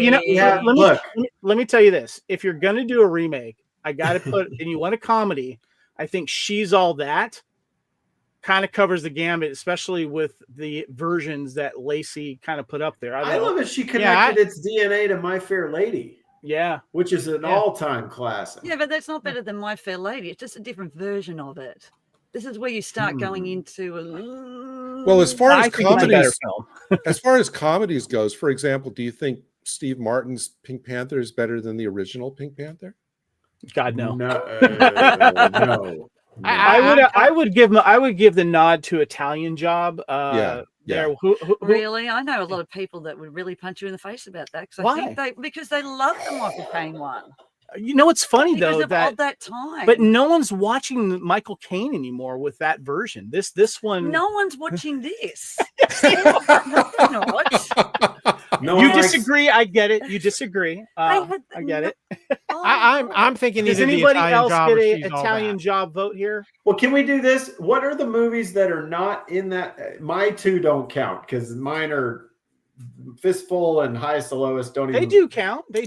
Well, anyway, if you're saying now it's what were you going to say, say, original? Robert? What are you going to say, Robert? Movies we haven't picked for the slot yet, so we can just see all the movies that aren't in number 8. So we have Italian Job. We have She's All That. The Thomas Crown Affair. I think that you could probably done the Thomas Crown Affair. Yeah, or War of the Worlds. That one gets my vote. Is Thomas Crown superior to the original? Yes. Yeah. I think it was. I don't think it's also hotter chemistry between the two. Lacey says True Lies. The only thing about the original, the only thing I remember about the original Thomas Crown Affair was that chess game. I don't remember anything else that's stuck in my memory. Well, there you go. Except for that. What about True Lies, guys? Lacey's threw out True Lies. I mean, I think for me is I didn't even realize. A lot of people don't even realize True Lies is a remake. Yeah, I didn't. But that's also could be. Does that disqualify it? Well, no, I think that might be why it should be on the list because it makes. I vote Thomas Crown simply because I think the first most important criteria, it's not the only criteria, but the most important is, was it superior to the original? How about this? First of all, I want to get a vote of hands here because we can have room for an honorable mention between either True Lies or Thomas Crown Affair. Who gets into that 8 slot? Who chooses Thomas Crown Affair for the 8 slot? Raise your hand. I think I got to go with Thomas Crown Affair. Okay. What about you? I never saw it. What about it's either True Lies or Thomas Crown Affair? You got to never go for and never. Okay. So I have no bias in it. I was busy watching other things. It's between Thomas Crown and True Lies? Yes. I vote for True Lies, so I think it's a tie. I think you're going to go with True Lies because no, it's not a tie. Lacey's weighing in with True Lies. So okay. All right. So True Lies. Okay, True Lies will squeak in, and the honorable mention will be Thomas Crown Affair. I think the original was French, right, Kevin? Yes. So this was bound to be better. Oh, sorry. Don't cancel me. I'm sorry. All right. Here's a list in no particular order, but I'm just going to say Thing was probably the favorite. So we have The Thing at number 1, Ocean's 11 at 2, The Fly at 3, number 4, The Invasion of the Body Snatchers, the 78 version, Dread, the 2012 version, Casino Royale, 310 to Yuma at number 7, and number 8, True Lies, with an honorable mention to Thomas Crown Affair. Wait, Kyle. Wait, I am invoking founder privilege because I am trying to get Mini Cooper to sponsor us. I am throwing The Italian Job into the honorable mentions as well. The Italian. Okay, I'm trying to get a free Mini Cooper out of this, Kevin. Help me out. That's not gonna happen, but okay. All right, there we have it. We came up with our magic 8 ball of top movie remakes. Wow. Oh, well, we got the 8 ball happy, but let's get to we got one more segment here because it's Culture Clash, which means that we have one more thing we got to do around here. Buy it, stream it, or unsee it. That's right. We've seen a few things too here recently, so we got to throw out a few reviews. But before we do that, have been warned. We are in our spoiler warning territory. We're going to be talking about something. So trying to keep spoilers down for everybody, but we are going to probably spoil a few things here. And with Buy It, Stream It, and See It too, we've got to mention our good friends over at Letterboxd. We haven't talked about them in a while. We love Letterboxd around here. Kevin and Lacey go bonkers with Letterboxd with their movies. Kevin, have you been keeping up your Letterboxd? I know you've been a busy guy. What is that? Letterboxd, it's kind of the new kind of social media app to use for people to rate and review movies. You can also join in groups, and you can also follow other people's movie lists, and it's really cool. And it's connected to IMDb in that way where it gets all the information. But the best thing about it is you can keep track of all the movies that you're watching, and rate and review as well. And you can keep track of like each year of how many movies you watch or total once you start. It's awesome. You can pay a little bit more money to do more stuff to it, but it's a great way to kind of learn more about films and maybe get some reviews as well. So I started keeping track of my movie watching on Letterboxd back in 2023 when a friend of mine says, you should check this out. This is your thing. And in 2023, I saw 406 movies. And then in 2024, I saw 432 movies. And then this year, I'm currently at 373 with still just under 2 months left. Lacey, if you're out there interjecting the chat, we'd love to get your number as well because this is a running competition around here. But guys, yeah, exactly. But guys, let's get into Buy It, Stream It, or See It. And the movie, we're going to talk first about the movie that inspired this whole episode of Culture Clash, the release of the remake of The Running Man, directed by Edgar Wright, starring Glenn Powell, Josh Brolin, Coleman Domingo. I've seen this movie. Kevin, I know you've seen it. Gary, Robert, have you had a chance to go see The Running Man yet? No. Okay. So, no Richard Dawson, no Moss. I love the original Running Man. Let's talk about that because a little story about The Running Man. It was actually a book written by a certain Richard Bachman, otherwise known, aka Mr. Stephen King, ladies and gentlemen. Right. And of course, we have the classic Schwarzenegger Running Man film from the 80s, pretty much very little like the book. And this version of The Running Man is much closer to the book. It has not done real gangbusters out of the gates here in the box office. I did go see this. Just real quick, my thoughts. I think Glenn Powell is really fun in this movie. He brings a great energy to this movie. I think the first 3/4 of this film are a lot of fun. This movie kind of loses itself in the ending. It's like he didn't quite know. Edgar Wright did not know how to stick the landing here. And when I go back and think about it, there's a lot of fun things in this. Michael Cera has a great cameo in this as well. I love Coleman Domingo. Since Fear the Walking Dead, I think he's great in his role.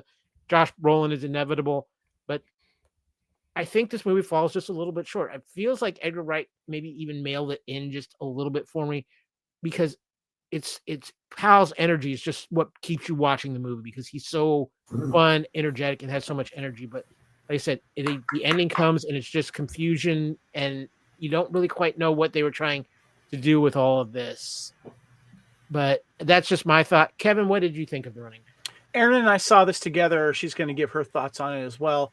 So the one thing that I liked about this film, and it's not too spoiler, I'll just say, so if you're familiar with the original Arnold Schwarzenegger version, it's a little over the top. It's it's very cool. There's a lot of funny lines in it, some great characters in it, especially the hunters in it.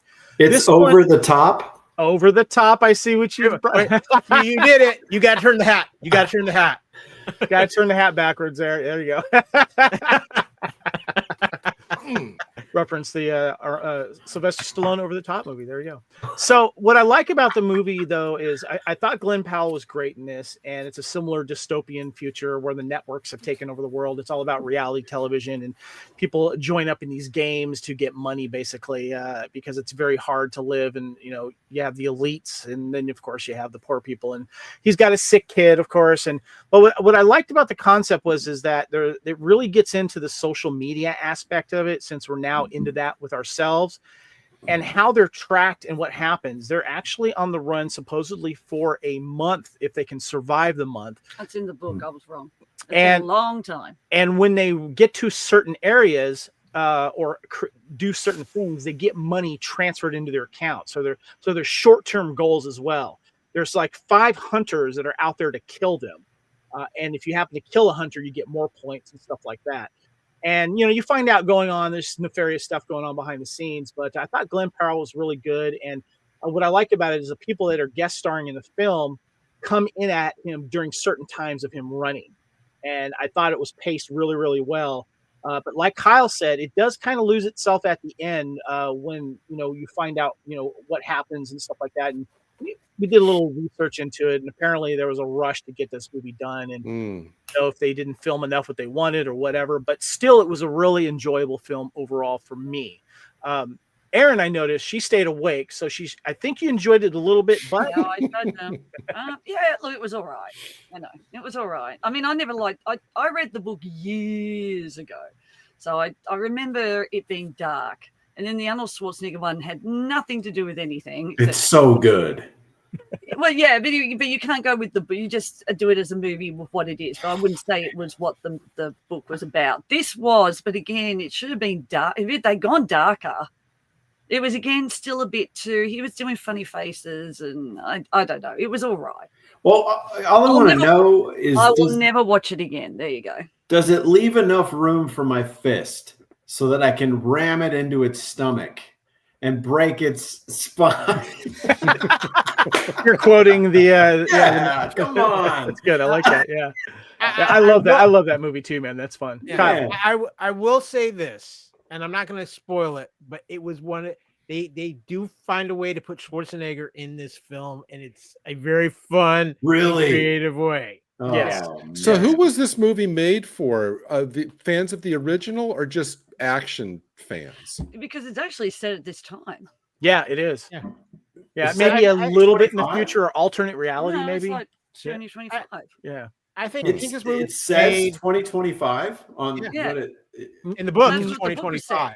The book was set in 2025, but it doesn't specifically say in the movie when it's set. Oh, I okay. think So it's if meant it's to be set a in little bit in the 2025, if it's set in 2025, it's more of an alternate reality. Is it? 2025. But is it like our Earth with our Yes. countries? Yes. Yes. Oh, yes. interesting.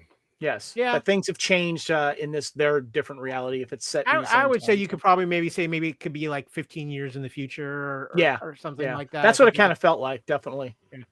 Okay, Kevin. So is it a buy it, a stream it, or unsee it for you? For me, it's definitely a buy it. I'm buying this. I'll be rewatching it. I thoroughly enjoyed this You know movie. which one we didn't mention? though if Total the- Recall. Even though if the ending didn't pay off as much as I wanted it, there was still an ending. So, Robert, the reason why we didn't mention Total Recall is because the original is much better than the remake. Oh, okay. That Yeah, just yeah. popped into my head. I'm like, there's another Schwarzenegger that got remade. yeah. Was Total That was Recall. horrible. Horrible. I think for me with this film, like I said, I thoroughly enjoyed the Glenn Powell performance. Actually, a lot of performances I really enjoyed, and the first 3/4 of this film are a lot of fun. But the ending really takes me out of it, and I just feel like this wasn't one of Edgar Wright's best, one of his best efforts. And I know there's a couple articles that have come out since talking about some of the problems that were on this film. I'm going to call it a stream it I would probably buy it if I found it on sale on iTunes or something like that. But I think for most people, if you want to check this out, I think it is a stream. I think it is worth a watch, whether you find it rewatchable or enjoy it afterwards. That's up to you. But I'm going to say stream it for The Running Man. But however, I have much different opinions about our next film because Kevin, you and I actually got to see this together on a really, really big IMAX screen. Not just big IMAX, a true IMAX screen and in 3D. And that is Predator Badlands. And I'm going to go to Gary and Robert. Have either of you had a chance to see this? No. I did not, although I survived Alien Earth, and it seems like there's a lot of elements like that in this. Yeah, yes. You didn't like Alien Earth. Oh, fascinating. Interesting. Yeah. Different different discussion. Sorry. Yeah, but yes and no. There is an element of Predator Badlands that actually is relative to Alien Earth. That's why I said that. Yeah. Yeah, but it's not really the point of Predator Badlands. I went in. First of all, Dan Trachtenberg has saved the Predator franchise. Period. Between Prey, the animated thing he did for Hulu, and now this film. This film is rated PG-13. There is only one reason why this film is rated PG-13, and that is because Trachtenberg made the decision that on this planet, because it is so violent, they don't send humans to the planet. They only send synthoids. So all of the quote-unquote human kills are actually synthoid kills. So the blood level is non-existent, which gets this movie to a PG-13.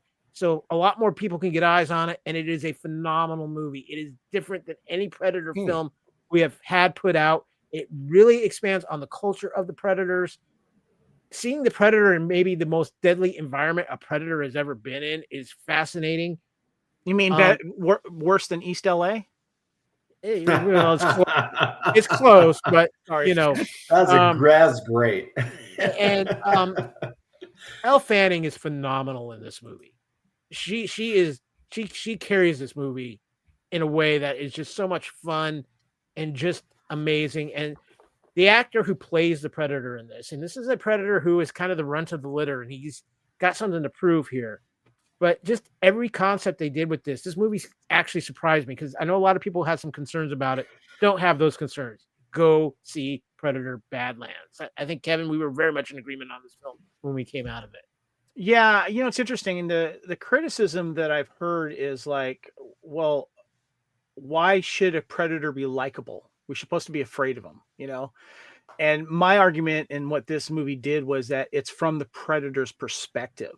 And it dives into their culture. And a lot of people are like, no, they should be hidden and they should just kill people and be done with it and have some really fantastic kills. Well, how many times can you do that to where it gets tired?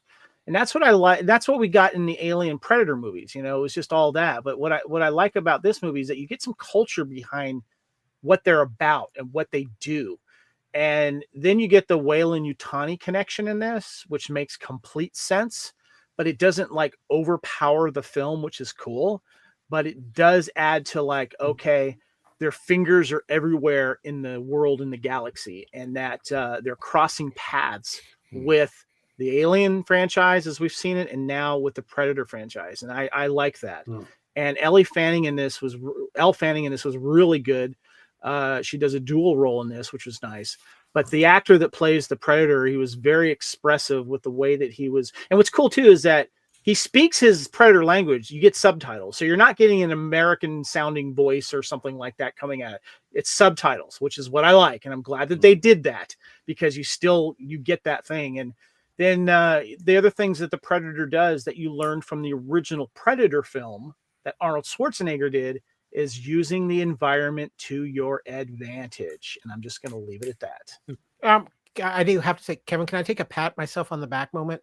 Sure. Because I did catch I did call one of the twists that happened. Oh, you did. We were in the theater. He's like, I think that this is and I'm like, oh. It's interesting the objection you called out, Kevin, because in the 90s, Dark Horse really did a great job of getting into the culture, like the comics. Yeah, they did. And so this isn't, if someone's objecting to that, at this point, I would point them back to the Dark Horse comics of the 90s. To the general public, and even myself, we haven't read the comics though. Oh, okay. It does.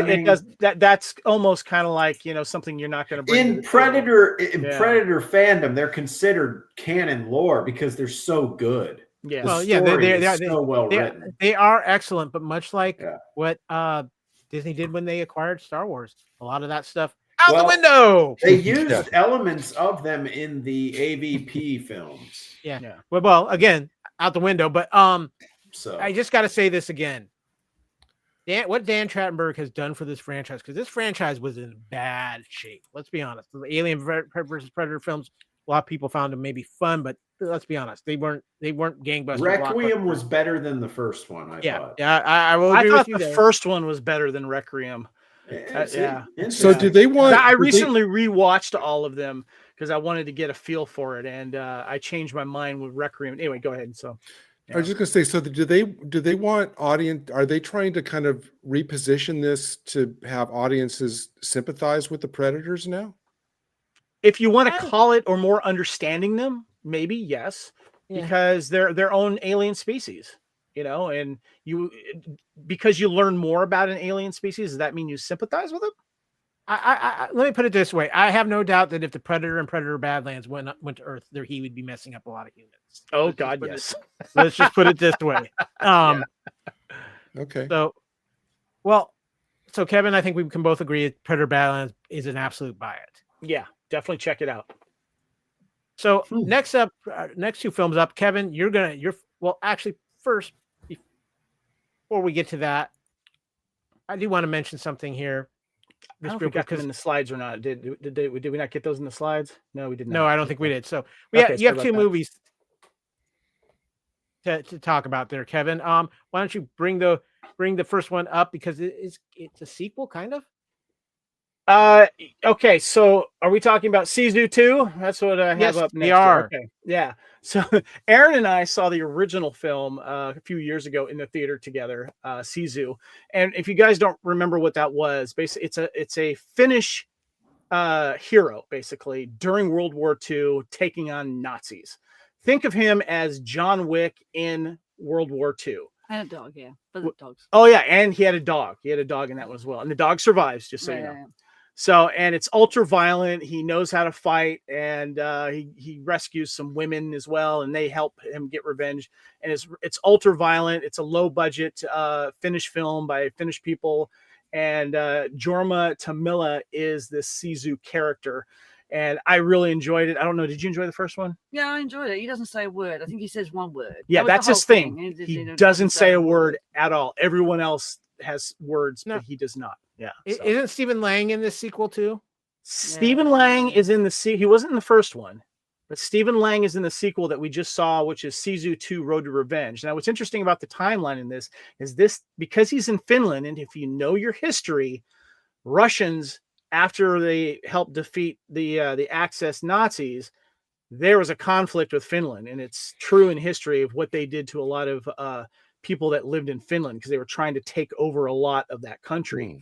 And this takes place in 1946, and he lost his family due to the Russians invading Finland and taking over. And he goes back to try to get his old house and all the remains and the wood and try to get to a safer place in Finland and rebuild. And Stephen Lang plays a Russian who is released from the Gulag to hunt him down and try and kill him. And basically, there's an ode to Mad Max in it. Mad Max 2. Yeah, Mad Max 2. It's very cartoony with the violence. Great movie.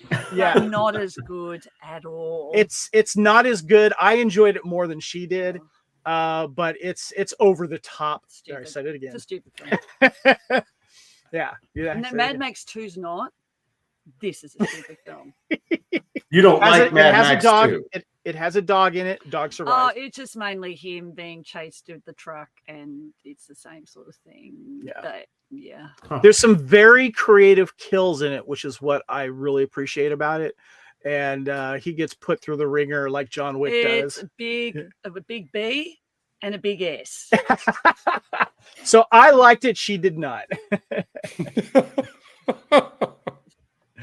Well, you have one more thing to talk about, because you guys did watch Frankenstein. The Well, we new saw it at the Netflix cinema. film. Yeah, one of the movies that Netflix did cinema. The Guillermo del Toro remake. Isn't it Frankenstein? So, I'm kidding. so Nice. this movie No, very is a Netflix production, and it is now on Netflix. It dropped there November 7th, but there was some early screenings in the theater, and Aaron and I got a what was it, like a 9 o'clock showing on Halloween night. Yeah, I know. That was a miracle and a half that I stayed awake. Yeah. 9. That means how good it is. Yes, it is a. Well, I'll have you start. Gilmore Gartel, go. Oh yeah, no, I'm a fan. I'm not a fan of all these films. I wasn't a big one about the shape in the water and whatever that is. I did like Crimson Peak, so it's very Crimson Peak. And again, beautifully shot. Again, practical effects. Thank you very much. So there was some CGI, but most of it's practical. I'm going down a rabbit hole of Jacob Elordi, so welcome Euphoria. You might want to explain what you're saying, who Jacob Elordi is in this movie. He's playing He's playing the Frankenstein's monster. Yes, Jacob Elordi, yeah. And he's about 6'5". He's Australian. And he's come over to America. He's done quite well. He's going to be playing Heathcliff in Wuthering Heights next year, which every woman in the world's going to go and see because the trailer is hot. And everyone was good. Mia Goth had eyebrows, and that was, weird.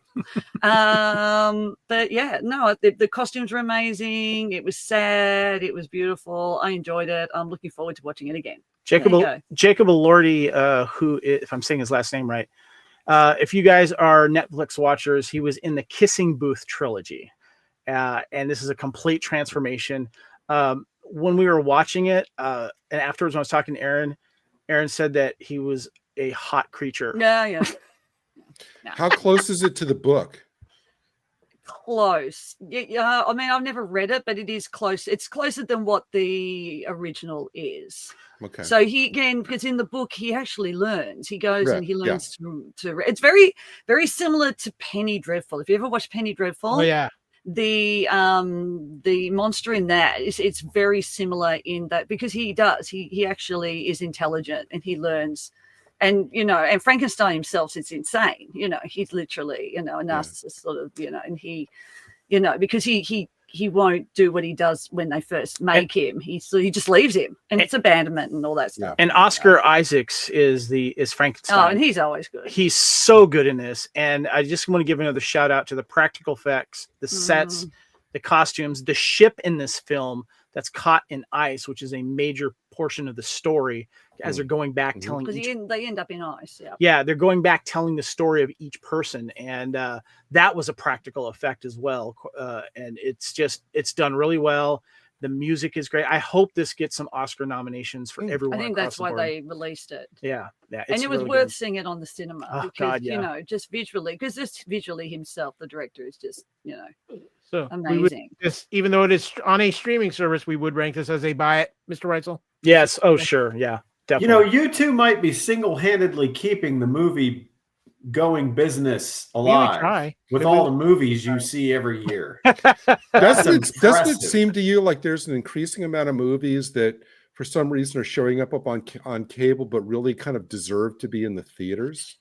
Prey was one of those. It went straight to streaming. Can I just say this year, I think and I know I'm a horror fan and I'm being biased, but I think the horror films that have come out this year, from Sinners to the Australian boys who did Bring Her Back, which I've seen 5 times. I saw it twice at the cinema. Bring Her Back. Was that a UFO movie? No. It's okay. So Bring It Back is for horror fans. If you're not a horror fan, do not watch this film. I'm not watching it. It's about loss. But he will never watch it. No. There's some bits in it that are very grueling. It's beautifully. It's an amazing film, but it's not a film for everyone. They did a movie called Talk to Me about a possessed hand, which was like a Ouija board, and that did really well in America. But you were saying this is a great year for horror films. And 2025. Sinners was amazing. I've seen that a few times. We had Weapons. Together, Weapons. Look, there's a few of them. Don't go and see. What was that? Weapons was really good. I saw that. Weapons was very good. So I feel that big movies, I think that the superheroes has gone flat now. I don't think anyone cares. And I'm look, these guys will hold on to it. I think it ended at Endgame. That's me. I agree. You mean being good ended at being Endgame? Good. Yeah, yes. Ended it. Yes, yeah. For the most part, yeah. People being excited. But 2025. Yeah.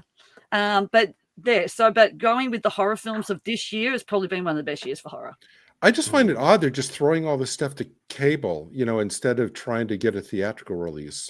I think that's changing. Wait on cable that you think should have been in the theater. That's another conversation. Yeah, no, I don't. I'm not. That's a great thing. That's a great intriguing thing, Robert. But there's been so many times I've seen a film wishing I had seen that in the theater, like Ryan Gosling's The Gray Man, one of the best action streamed films I've seen in a long time. The Gorge, would have loved seeing The Gorge on the big screen. Great call. But yeah, that's a whole nother show. But yeah, it's one of those things where like, oh well, that's why I get to the movies. That's why I get a chance to get to the movies in the theater, whether it's hit or miss. Yeah. We are running a little long, but there is one more thing I need to bring up, and it's all your fault, Aaron. I've been contributing to that myself, so I'll take some blame. This is all about Aaron's desire to look at Tim Regan's butt. Yeah, pretty much. She has got us all. Hold on, let him finish. Let him finish. Hold on. She has gotten us all to start watching a rewatch of Friday Night Lights. I'm currently in season 3 now, Aaron. I've been power watching. All right, go ahead, Kevin? Cox. I want to say something after you. I was just going to say it's actually a lot of fun revisiting this series, but Kevin, I'm going to let you and your lovely wife have the floor because you're responsible for all. And I want to give a shout out to Lacey, who was just on earlier. She just finished it as well. And keep in mind, my wife and Lacey are not fans of sports ball at all of any type. Okay.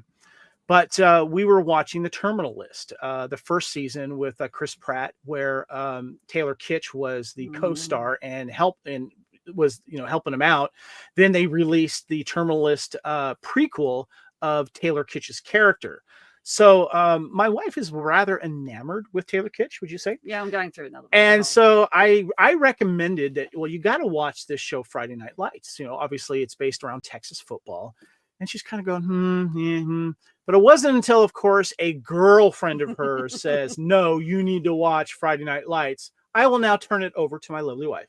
Well, yeah, I knew of the show because we sold it at JB Hi-Fi and stuff like that. It wasn't something. I'm a big Buffy fan. There were certain things that I watched, and so I just never watched it, and just and it wasn't until I was going through. I feel like watching everything Taylor Kitsch has done. So then Kevin's mentioning it, I'm like, football, boring. And then my girlfriend, who we might have a guilty pleasure of Virgin River, you have to have one of those. She's like, no, watch it just for the town, the relationships. It's not about football. So coming over, I thought, well, here's a time I'll get to watch it. And we finished it last night. Mm-hmm. And I have to say it was excellent. Again, problem with binging, though, is you forget. So when you've watched a show and you watch it every week and stuff like that, you actually remember. So I like sitting there going, I think I need to do season 1 again, because when you binge things so much, it all blends together. It blends. And so binging is sort of not really the greatest thing, but it was, look, I had absolute fun. I got to learn a bit more about football. I'd love to go to one of those games. I don't know if I'd want to go to a big one, but one of the small town things. It was lovely seeing everybody look about 12 and where everyone came from. I've been listening to a podcast by 2 of the stars in it who that's been on. That's been great. So, I had a lot of fun. I thought Kyle Chandler was amazing. Yeah, he's great. Expressions were just all of it. I have to say, Connie Britton was amazing in that show too. Yeah, and I think it was weird that just hearing about how everybody worked on it was very loose. There was no marks, no one rehearsed. You just turned up. That's how they did things. So a lot of people, when they went to other shows, freaked out because you had to do everything by script. This wasn't like that. It was very free. It was very documentary-like, and I had a lot of fun. Enjoyed it thoroughly, and I thought it had a great ending. Which is a rare thing. It very much kept the filming style of the original movie by Peter Berg. And of course, Peter Berg was one of the creators of this show. I honestly believe it is one of the best shows of the era. Kyle Chandler's great in it. I'm going to say it too. too. Adrian Pilecki is phenomenal in the show. Ara, yeah, in so many ways. I mean, everybody. Minka Kelly was kind of, I think, one of the breakouts of this, but Adrian Pilecki is just gorgeous in this show. I love her character, but there's so many great characters. There's even the characters that you're not really maybe supposed to like, you end up liking. And Jesse Plemons had a huge, Matt Damon Light, Matt Damon Light, as we call him. We call him Meth Damon because of he's lost all the weight. Yeah. Because of Breaking Bad. This is a phenomenal show. I've been a fan of Kyle Chandler, and I love me some Connie Britton too. I just want to give a shout out I've never been disappointed in anything I've seen Kyle Chandler in. Early Edition was one of my favorite shows in the 90s. And he was just phenomenal in that, where he gets the newspaper one day early. I totally forgot about that. We were talking about that night. That's a phenomenal show. Yeah. And I thought as the dad in Super 8, he was really, really good. The sheriff. Yeah. And Game Night. Figure out. Game Night as the older, richer brother of Jason Bateman. So funny. Yeah. And I'm looking forward to that. I mean, I agree with Lanterns. I think, I mean, as a superhero fan, but I agree that we're kind of in the burnout phase now, but I am looking forward to Lantern solely for him. Yeah. End of fall of 2026 is when it just got kicked. Yeah. And I think it's a rewatchable show because it is. And you know what? It's actually quite nice to see everybody looking different. All the girls looking real. It's got that. So it's got an innocence that is now missed in today's TV show. And again, it felt like that old time. And I know the first season was 22 episodes, and then they had a writer's strike, and they had a couple of weird storylines that came in that they all talk about that never talked about again. Yeah, one of the few shows to survive the writers, really survive and succeed after the writer's strike, because the writer's strike killed a lot of shows. Yeah, heroes. Bionic Woman. Yeah. But anyway, guys, that's going to wrap up Buy It, Stream It, or See It. So let's wrap things up with this episode of Culture Clash.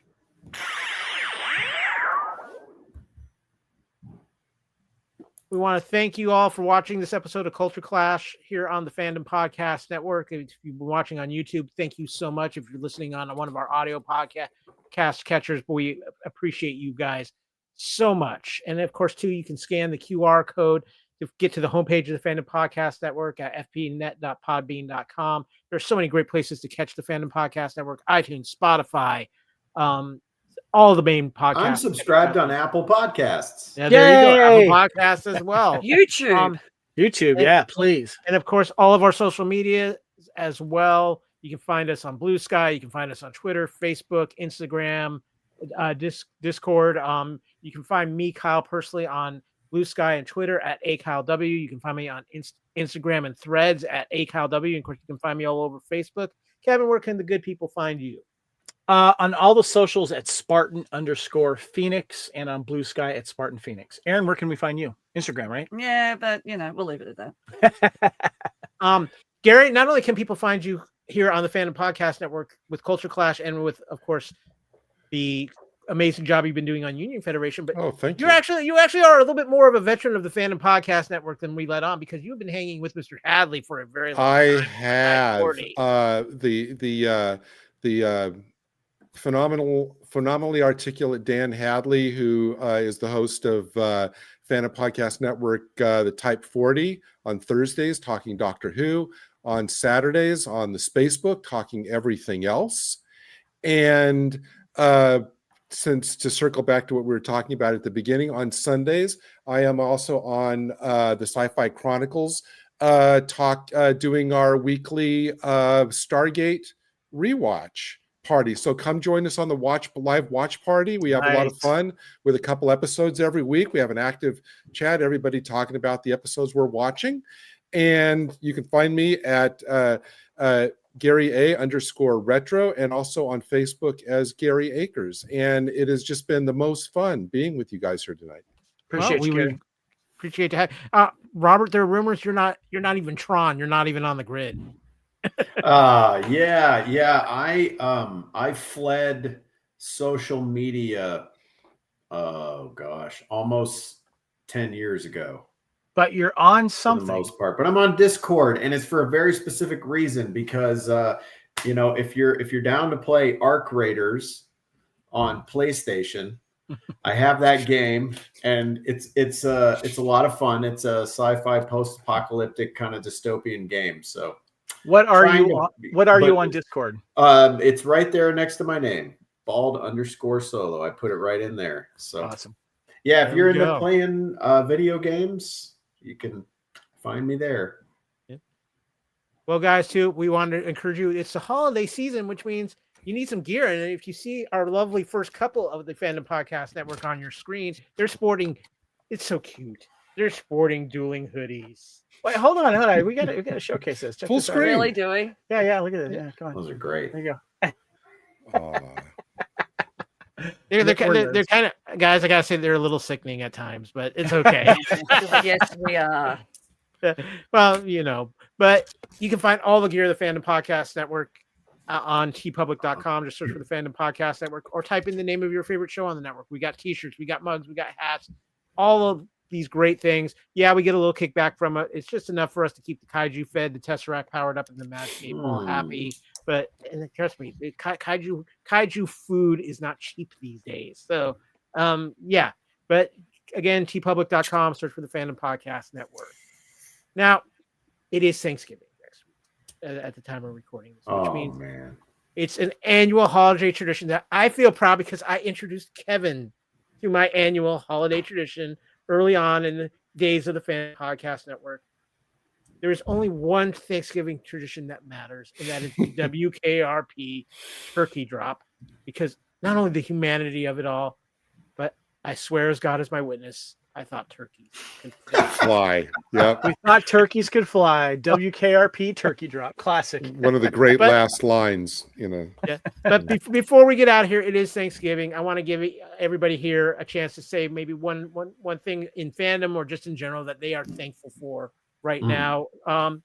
Gary, I'll let you kick that off. You know what? I'm actually, I have just a lot of blessings in my life, but I will say that I'm really thankful for all of the friendships I've made through, social media, YouTube, all of you here, my friends on, the Type 40 and Spacebook. And it's not just getting together with people like once a week. It's like you really feel connected with everybody. And so those relationships really, mean a lot to me. And I'm really deeply thankful for all of them. Robert? Oh man, well, likewise. I have so many things to be grateful for, and number one is my wife. She's definitely a person that I'm so grateful for. She saved my life in a lot of ways.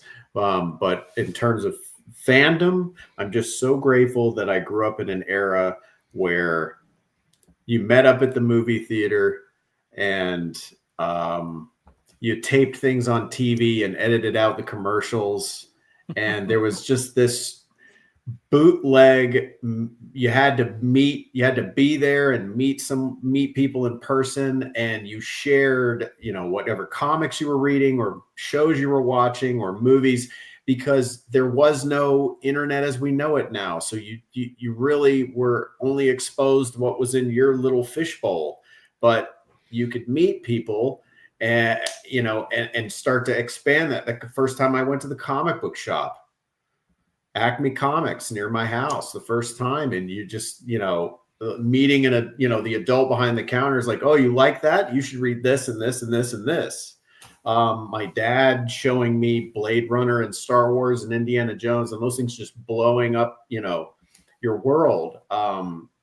So just there was this organic nature to it back then. You guys, I think you all know what I'm talking about. That is gone now. And I'm not saying trying to do that was better than now, but oh no, it was. Okay. It was. I'm trying to be kind of diplomatic about it. No, don't make it that. Okay. But I agree. There was an organic nature to that is gone. And I just think it was special. And I'm grateful to have experienced it. Yeah. The first couple of the Fandom Podcast Network. I think totally I know what you agree guys with are that. thankful for, but I'm thankful for you, darling. And that's it. There you go. No, I totally agree with. I keep saying to my husband that I am extremely happy that we grew up in that we were teenagers. What was it in the 80s, and the lining up, and we obviously, I think Gen X grew a great patience. We have patience. We can stand in a line. We can wait. But we also, you had that thing of going to the video store. That was like just the greatest time of spending through hours. That was a thing. Or going to the cinema, and I remember them sitting there, like you could watch trailers in the foyer, and just I think we grew up in a more innocent time. It's a big part of my life. Music wise, again, looking at albums, and again swapping things, watching videos at like parties, watching movies that you sat down. So no, I was very thankful we grew up in that time. Mixtapes. I've still got my first one off the thing, all that, and it was creative, and that's what everything was, and movies were creative. And as much as you can love CGI, I think now I'm just heading back into my nostalgia bubble, and I'm going to stay there, and I don't care. I made Aaron a mixtape. It was pretty cool. You did. Not only was it a mixtape, but it was transferred onto CD and also on digital as well. So yeah.